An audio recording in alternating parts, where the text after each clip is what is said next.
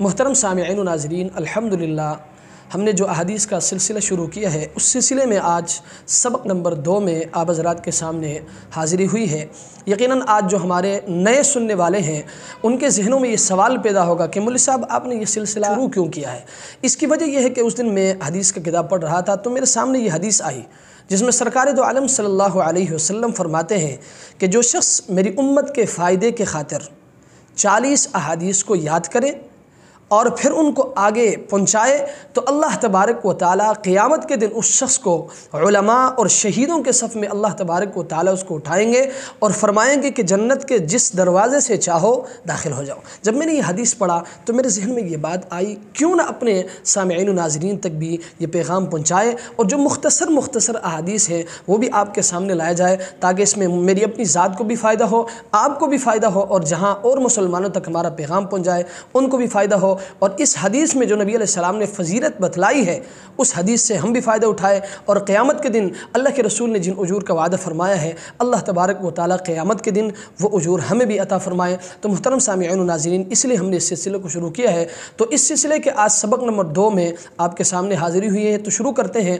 آج کا ہمارا دوسرا سبق ہے قال رسول اللہ صلی اللہ علیہ وسلم۔ آپ کے موبائل اسکرین میں بھی آپ کو دکھائی دے رہا ہوگا۔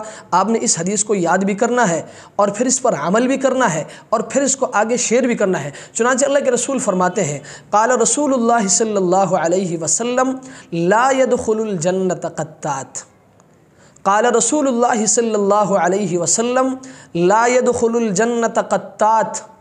قال رسول اللہ صلی اللہ علیہ وسلم لا يدخل الجنت قطات۔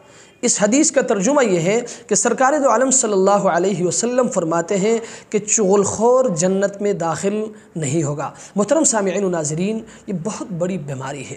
یاد رکھیں، ایک کی باتیں دوسرے تک پہنچانا، دوسرے کی باتیں پھر وہ تیسرے کو پہنچانا، اس کی باتیں اس کو پہنچانا، اس کی باتیں اس کو پہنچانا، محترم سامعین و ناظرین، یہ بہت بڑی بیماری ہے۔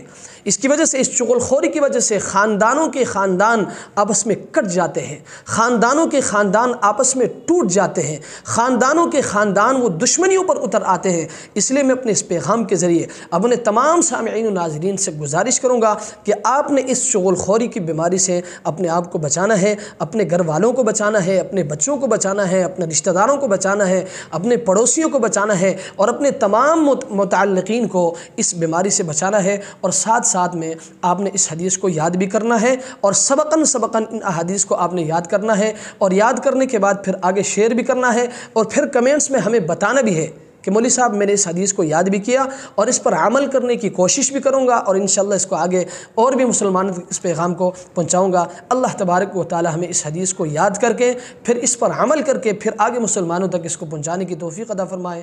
وآخر دعوانا ان الحمدللہ۔